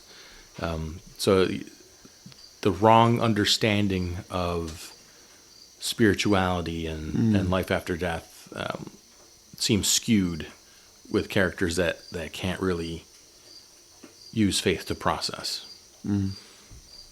How about family? And I put family / friends. So I said faith, family, and culture. We're doing family and friends, because kind of the same group here. Yeah, I mean that's to me. That's faith is huge, right? I think that's the foundation for me to grieve. But family and friends, though, right? I mean, come on, if you have a good base, right? It comes back to your base, right? If you have a good base, you have a sporting chance at life.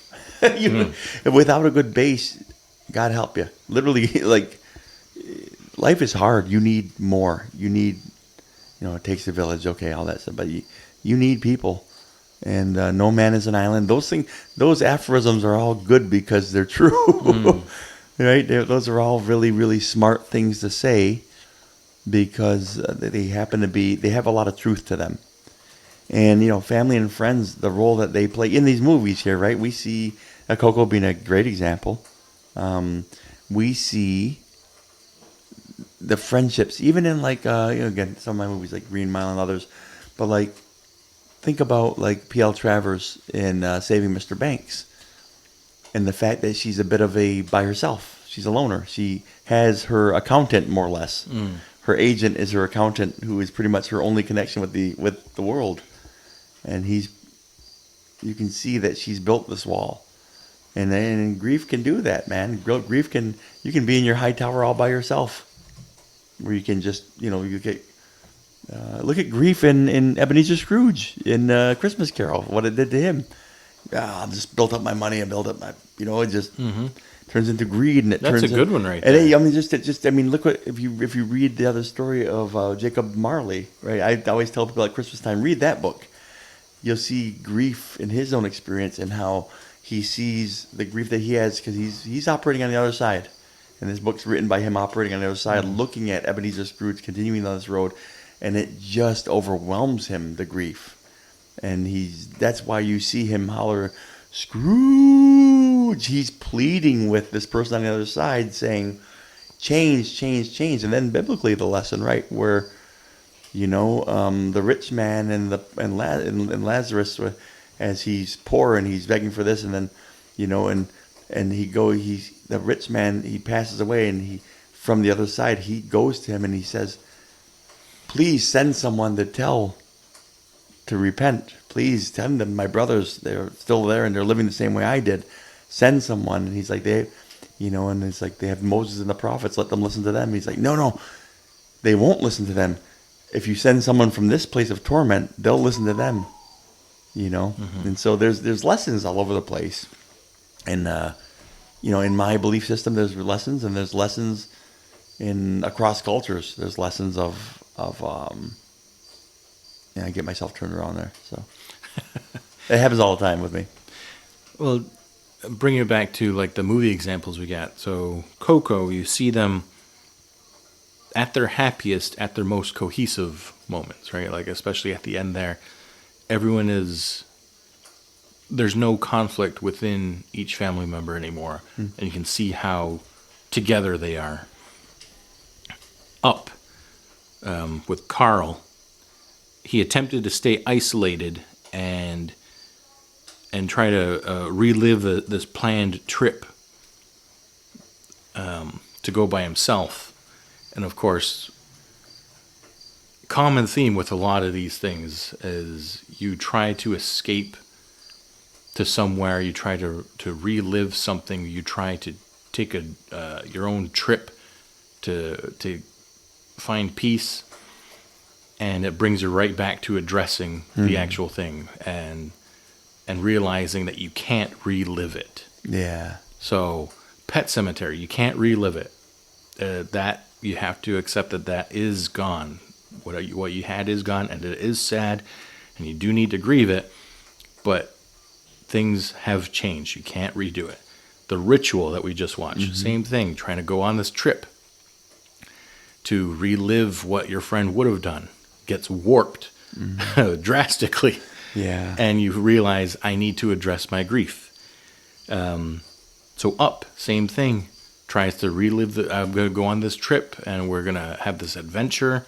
Was it Adventure Falls? And you find out that the guy that lives there is like this twisted villain that's, he's not at all what he envisioned for this Paradise Falls. And kind of with Lion King, I'm going away to the jungle to escape from things, realizes you have to confront your own grief, and it's going to shoot you right back to the start where you came from to confront it and try to get past your grief. So many stories that happens where you try to escape it, you try to do something in remembrance of, or try to relive an experience, try to relive your time with these people, and you find out, nope, that's not the reality. You have to live in the now, and you have to confront and try to process this grief. Man, it's good stuff. So if you want another example, I guess, would be The Dark Knight. He's, again, Harvey Dent. He's the White Knight, but he's alone, right? He has the ideals, the way to fight crime. You have to be pure, and he's pure enough. But once he loses Rachel, there's no one there to comfort and support him. and this results in unhinged reactions. No one to pull him back in line. No one to tell him that that's a terrible idea. Ghost also. I forget Demi Moore's name in that movie. But she's alone trying to process this grief. And it's not until she makes friends with Whoopi that brings this resource of being able to communicate with Sam that boosts the grieving process. So just this idea of having a friend who just happens to have this Right. ability, The skill set. but if you were alone, either way, you're not having access to any Yeah. of that. So I think maybe it's properly rated, but I feel like it's underrated to have just friends, people around you, family, just people to bounce things off of, to look and see an example. Okay, this person's doing okay. Maybe I can try the same thing. Yeah. I need someone to talk to. I need someone to cry with. Here's someone that I can do that with. That's it. So in kind of the same vein, I guess, as faith and I guess even family and friends, but culture. Because culture could be a lot of things. It's just the way that you live in a certain area. So I feel like I mentioned I think this could be considered in culture, but like travel. I just spent a few minutes talking about with the family and friends. I think travel is kind of culture as well, because you don't get that everywhere. This idea, at least I feel like in the U.S., where you want to go see things, you want to travel the world, you want to experience. So I feel like that is part of culture as well. And you mentioned before, like the eating, like I think that might be a cultural thing, but I also feel like that's probably spans over several cultures. Oh, yeah. Maybe not just faith-based either, but just in general, people, comfort food. That's it. Is a thing. The term comes around for a reason. So I feel like with culture, it's like a built-in healing system for grief.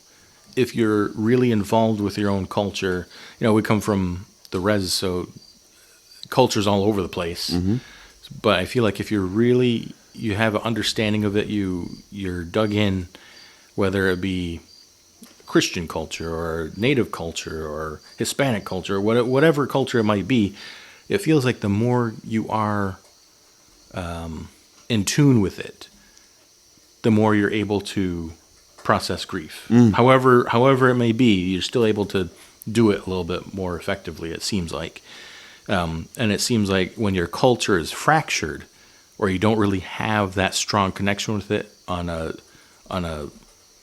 very authentic level, that's when it seems like it's not as effective. So I think we see that in like Wind River, where the culture itself is fragmented, and you see that in the movie. You see drug abuse, you see people living alone miles apart, you see sexual abuse, you see people from outside the culture kind of working their way into the land. So with that fractured culture, you see the father in the movie not really able to rely on it to properly grieve.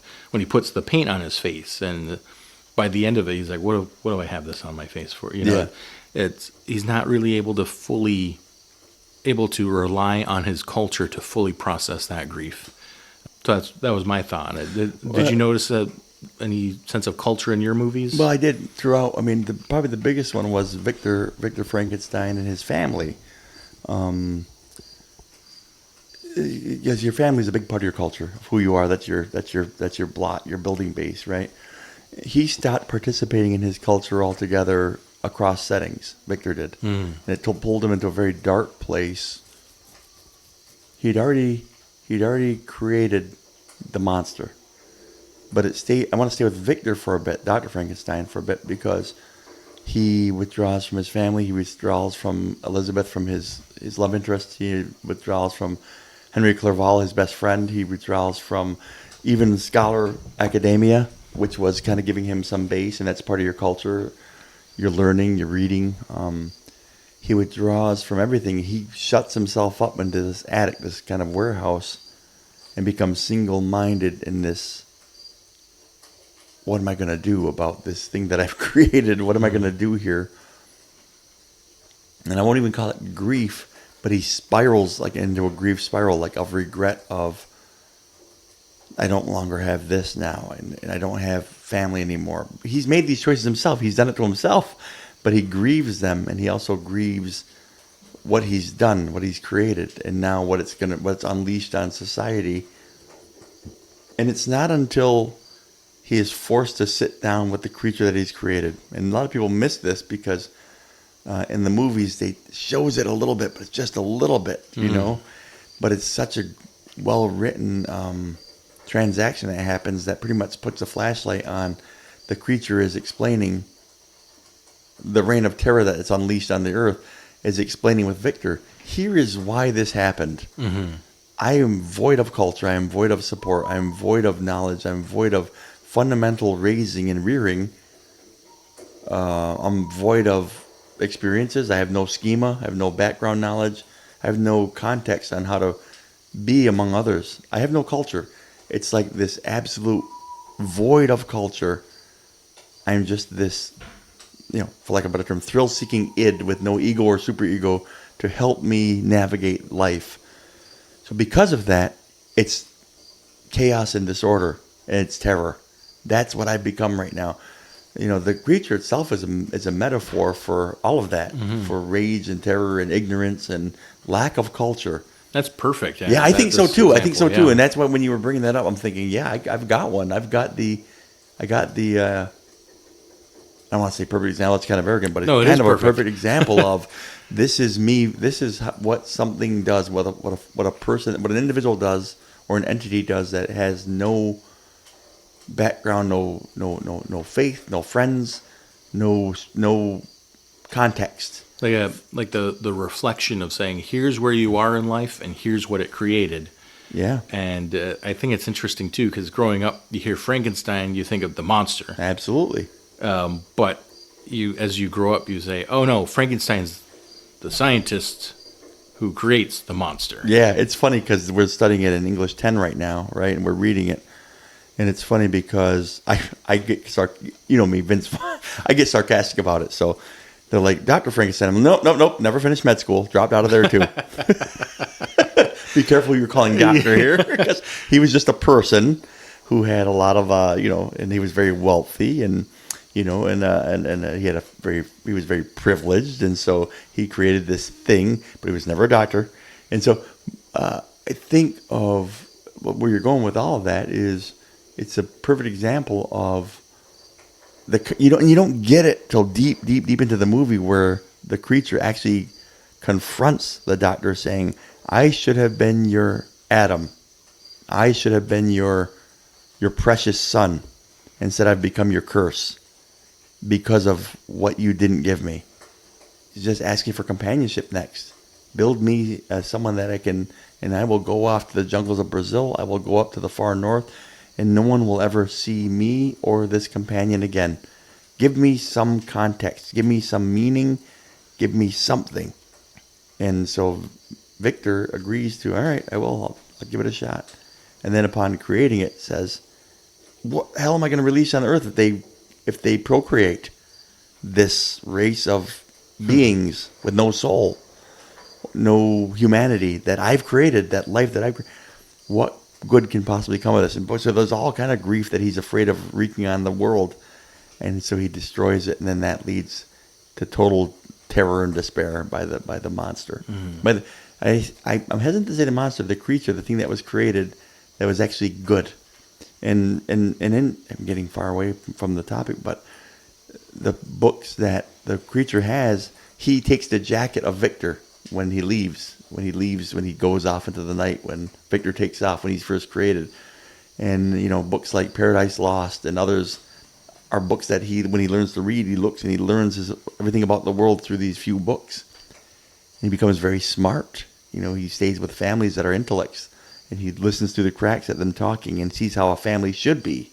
That culture Yeah. is what starts to humanize him a little bit. And he's filled with sadness, but he's ultimately filled with rage because he doesn't have that. He sees what he doesn't have in this small little family on the countryside, and he's like, he sees what he doesn't have. And then he finally tries to introduce himself into it, and then they come in, and again in the movie, it's like, oh, they see the abomination that he is, and he loses it. He's a really, really perfect example of, I just want this. I want to fit in somewhere. I want to belong. I want to be loved. I want to be seen. I want to be heard.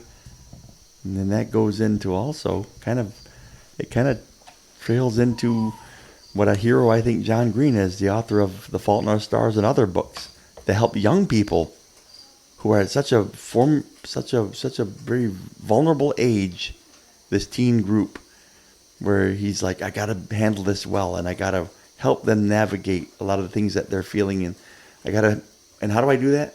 I want to make sure that they're seen. I want to make sure that they're heard. I want to make sure that they have vehicles and tools here to navigate this difficult time.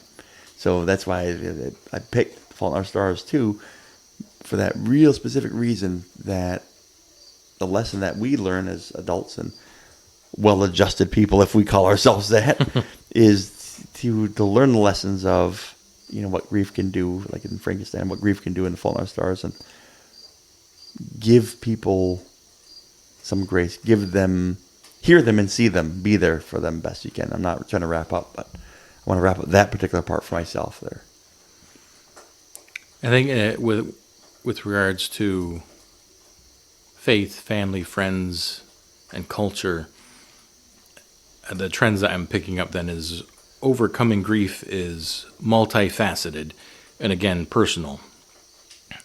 The common theme, though, I see is it's not a focus on resolving, but a focus on acceptance and support. So that support from family, from friends, from culture, from faith. And the characters that show the best results from processing grief have multiple resources of these topics. Yeah. So I think the strongest one that you could argue is Coco, which has all of those topics. And the less and less you have, it seems like those are the ones that can't process it as well. Yeah. Tell you what, again, it's not shocking then why that appeals to people like us. That movie appeals to us so much. Because we're big proponents of all of those. of all those things, man. You need people. And we're not afraid to say, I think it's pretty cool, and it might be unique, that we're two people who aren't afraid to say, yes, we desperately need those relationships. More than ever. Daily. Nope, that's not good enough.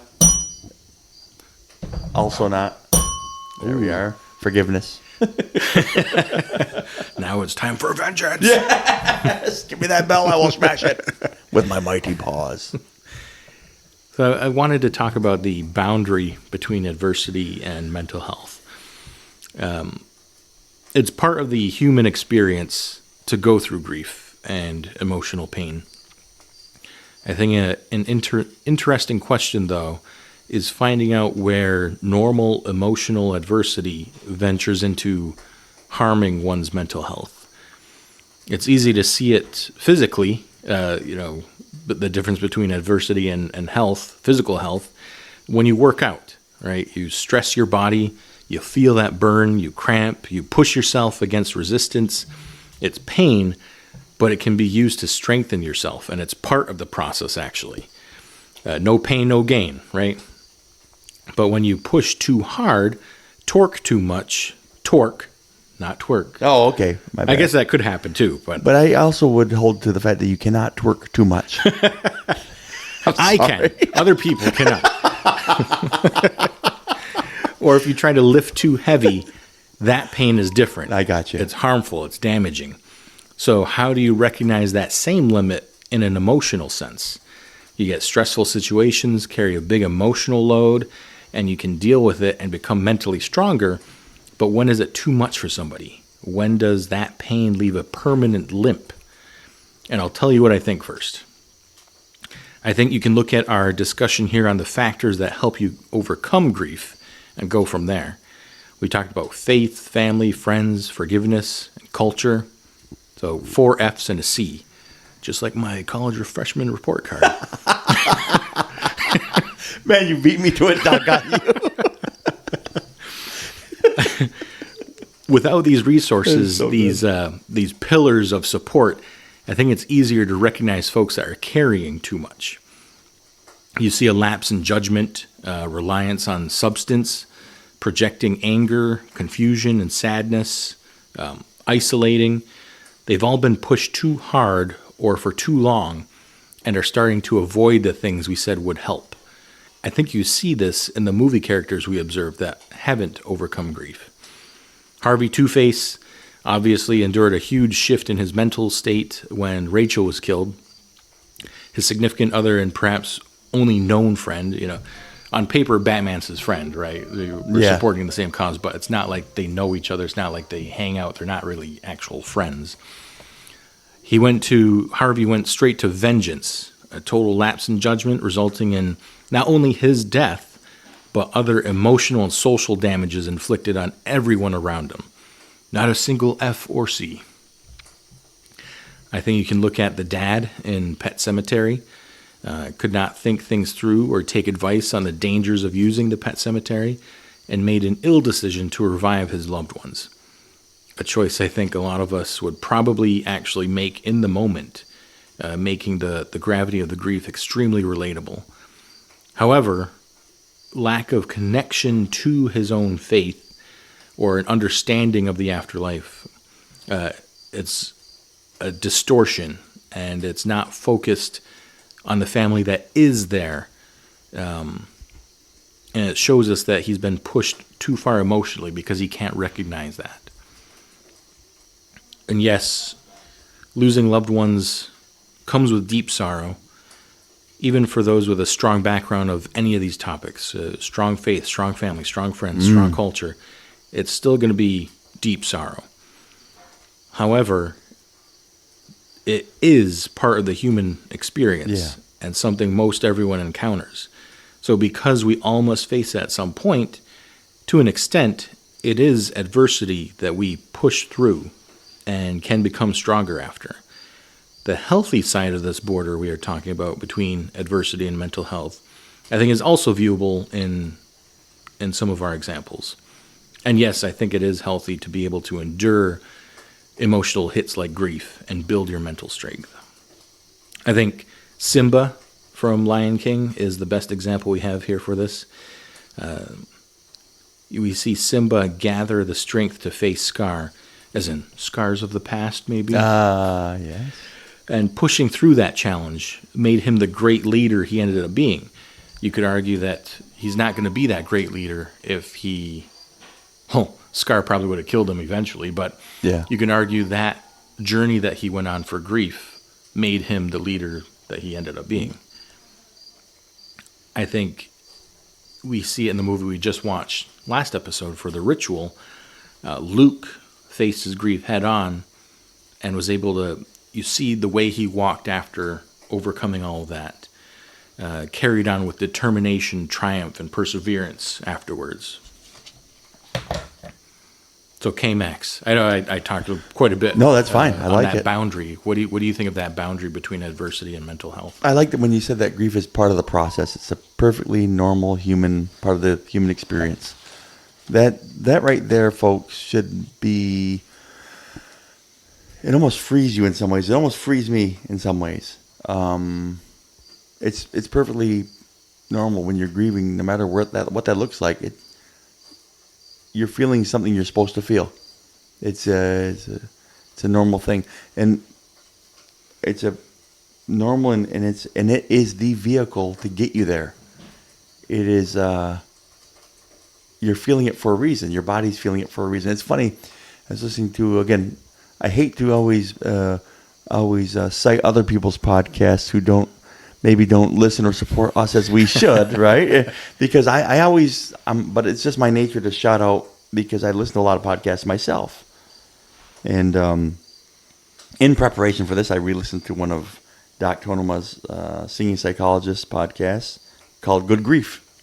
Now, where is that available on? That is available across streaming podcasts. I don't want to say all of them, but I listen on Spotify. The same one I listen to Depth Perception Movie Podcast on. Oh, they're on the same site. Okay. They sure are. They're right there, right next to side each other, by probably. side in my library, because that's how I deal with friends and family. Venturing things That's out. how I grieve. That's how I grieve. With friends, family, and culture. Right. I have them all in the same soup. So, like, okay. All right, before I give this, are you up for a little game here? Oh, boy. Yes, say yes. Please say yes. Okay. Okay, you'll love it. You are well equipped for it. Oh, boy. Yes, you are. Okay. Is it hide this? Never mind. Not this time. Not this time, but soon, my friend. All right, here we go. This is not pre-production, and Voz is going to kill me when we turn the mics off. But there are, okay, so in many theories, 5 stages of grief. You have denial, anger, bargaining, depression, and acceptance. You can use films that we've used today, but please give me one film or character where the protagonist is, at least some point in the film, dealing with grief on each of these stages. Jacob, the main character from Jacob's Ladder. Okay? All of them, then. Yeah. Look at you go. Yeah, it just happened to... It's a movie I haven't seen. I don't have the answers here, but in my head I'm thinking, he's going to say that last night when I was coming up with this, but he's going to say that and be done, and I'm going to hate him and throw something at him. Well, did you have... No, I don't have any in mind. I was going to see if you could just name one character for each of them. Like, I think most of them would be... The activity was to get us to a point where most of the movies, action movies and things that I think Tin Man would have said would probably... Most of them would be in anger. Like, just vengeance. Blah, blah, blah. Mine, too. I think the father from Pet Sematary... So Pet Sematary, I guess, would be another one that kind of fits this. Especially the bargaining portion of it. And then depression, where he's mourning, saying, what have I done? And then finally, like, actually putting a torch to all of it, saying, this all has to go. It's all acceptance. This isn't the right way. This was never the right way. It has to go. I just thought that would be a neat thing for our listeners to kind of ask themselves of, find something, like an activity. If you're getting an activity book from Depth Perception right now, take a look at that. Look at those stages and say, what movies do I tend to, or what characters do I relate to most? Because that was some soul searching for me when I did that with this activity. When I got your list, I thought, boy, a lot of mine are in the bargaining. A lot of them are in bargaining, saying, all right, Lord, give me what can I do here? How can I help me navigate this bargaining? And as far as the boundary between adversity and mental health, I'll say this. I wrote I wrote a paragraph down that's about 2 sentences. A good story can find a character navigating their grief process, and it's a powerful way to show character dynamic. That in their navigating it, you see their struggle. Because it's like show, don't tell in a movie. And when you bring grief into there, you can really see someone when they're navigating grief. It looks a certain way. What does their face look like? When you're talking with a young person or counseling with a young person, you're showing them a little chart. How are you feeling today?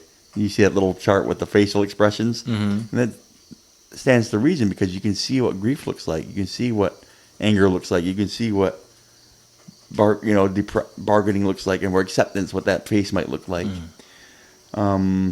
It also can be the backdrop for a good lesson or a cautionary tale. Grief can be. You summed it up perfectly with your first sentence when you introduced this little subtopic of the boundary between adversity and mental health. That it's okay, and it's part of a regular, normal process. In fact, those that might push it down and push it down and push it down and step on it and say, I'm not going to deal with it, I would be afraid for them. I'd be more worried about their outcomes.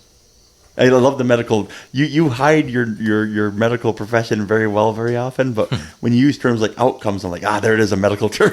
We have improved patient outcomes with these sets, as evidenced by... Right, exactly. And I'm thinking to myself, gosh, I love that terminology, because that's the right way of saying it.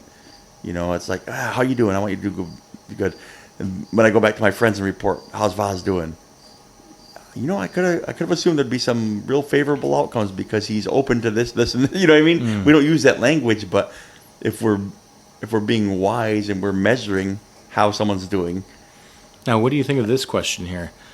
I hinted at it earlier in the pod, but with adversity and mental health, trying to find that border between them. Now, if you're given a section of someone's life, when do you decide that it's hit that border because it's been too long, it's been too much? Well, that's a great question, So isn't it? you see, like, to take a movie example, say Carl, who loses Ellie at a young age, and then lives how many dozens of years afterwards before he finally decides to try to do something, take this trip or whatever. How, like, is there a cutoff? How long do you say, oh no, he's already been mentally hurt, but if he perseveres after you've deemed him mentally hurt, does it still count as pushing through adversity? That's really good. In the immortal words of Colin Hay, if I live to be 102, I just don't think I'll ever get over you. I mean, it's horribly sung, but that song is one of my favorite. The title of it is "I Just Don't Think I'll Ever Get Over You." He's talking about these things. I don't go to these movies anymore. I don't do this anymore. I still get invited out to dinner. I still get asked with friends, and they ask me why and he just says, the line that he keeps saying is, if I live to be 102, I don't think, because it's a very personal thing to him. So I always feel like a bit of a cad to say, that's too long. I feel like it's mental health now, because I'm not in their shoes, right? I don't feel what they feel. I didn't love the person that they miss. I don't know why they love them so much.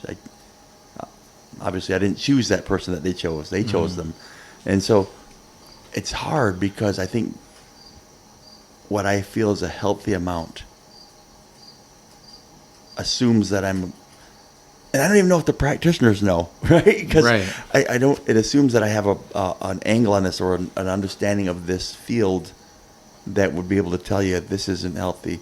I can tell you what it looks like when it's not being dealt with well. And I can tell you the people I pray hardest for are the people that I think it's going a little long for. But I can't say... Because, I mean, even with the steps that you gave, the denial, anger, bargaining, depression, acceptance, say you've denied it for 30 years, and then you go through the last 4 after that. But say I only knew this person for those years that they're in the denial. Yeah. Do I view them as mentally hurt, or did they actually just take that long to grieve?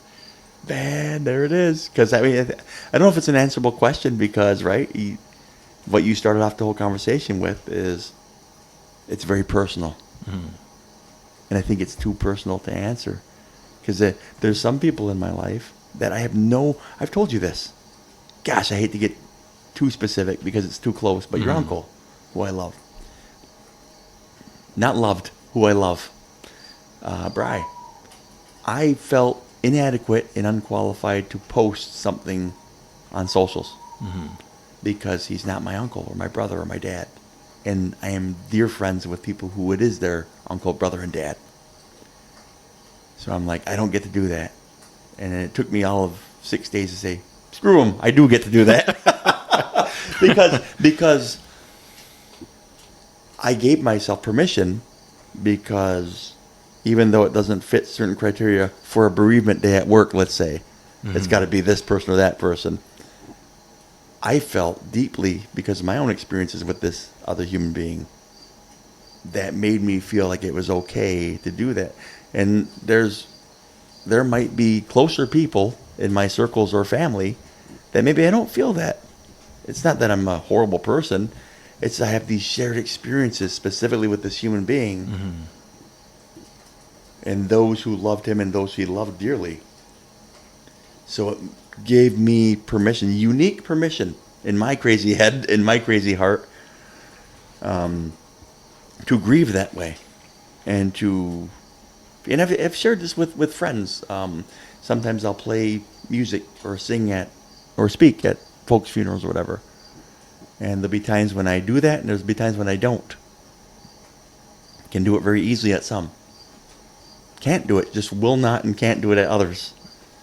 And sometimes it hits me, and I'm like, I'll ask myself, but why? I'll be on my guitar trying to practice a song for it and have to call a family or say, sorry, can't do it.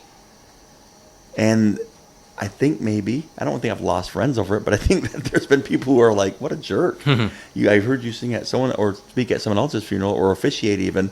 You won't do this one? And like, I thought about that when I was preparing for this pod because it's very personal. And so for someone to say, I know me very well. When I was younger, I would say, what's his problem? If someone is too passionate about something or too angry or it's too close to home or they can't talk or someone walks away because they get overwhelmed or starts crying. God forbid among young men, someone starts crying. What's his problem? What a big baby. Get over it. Well, why are you so sensitive? Right? That's what it looks like now. Right. Why is that person so sensitive? Well, I guess you just don't know because you're not that person. You don't walk in their shoes. I don't even know what the question is. Well, that's where I land on it, though. I'm glad you brought personal. up the bereavement thing because that also tries to put a stamp on it, though. To say, well, everyone loses somebody, so you don't get a bereavement day unless it's your immediate family member or your grandparent. Now you get a bereavement day because you need to mentally heal. You get one there. So there's a definite line there of, no, everyone goes through that. You don't get a free pass. Here's where you have to heal. So I think that's interesting too. That from like an official like cultural societal standpoint, there's a social line where it says where it's acceptable to take time to heal yourself. Yeah, what's neat? I want to put another side thing in here. I know that I'm the one that's working on time constraints today, so I know we're trying to be concise, which I am just not today because this is such a broad and close topic to home. I just love it. Well, it's personal. Braley loves grief, right? I don't love grief, but it's like a very big. It is very personal, and like I have an employer that when certain people in a tribe have passed, and I was able to use time that was earmarked for immediate family based on that tribal connection with them. And this is a non-native school district I work in, but kudos to them for seeing through and saying, it's personal. These are your people. This is your person who fits closer than this. So yeah, that qualifies. Use that day. And like a human resources standpoint, shout out to folks and institutions who are sensitive to that. That might say, yeah, this is immediate to you. And before I forget, I talked about Babadook a few times. Yeah. I think that's another one that fits all 5 of those stages, by the way. Maybe we'll have to watch So at some point, it's not in our list, but it's high up on what you could watch for this chapter. Love it. And I went back and forth about including that as because we are in spooky season, Well, yeah, we are. So if you remember, we had a chapter on the versatility of horror, with the genre actually being able to dip into other genres. We did. So I guess we have an addition here, a callback to its versatility in presenting tough, emotional subjects. We just watched The Ritual, which, if you listen to, was actually quite emotionally complex. Yeah. So we have a couple movies lined up that also showcase horror's ability to connect to deep emotion. So first, we're going to do Talk to Me, followed by Midsummer. So each of these are going to be a full episode. Talk to Me is from 2022, and Midsummer is from 2019. I think they're both available on Max. Okay. Have you seen either of these games? I've seen neither of these. Ooh, okay. Neither. All right. Well, I don't think I have anything else to say for right now. KMax, do you have anything? I do not, but good grief, what an episode. Where are you going? I was going to make espresso.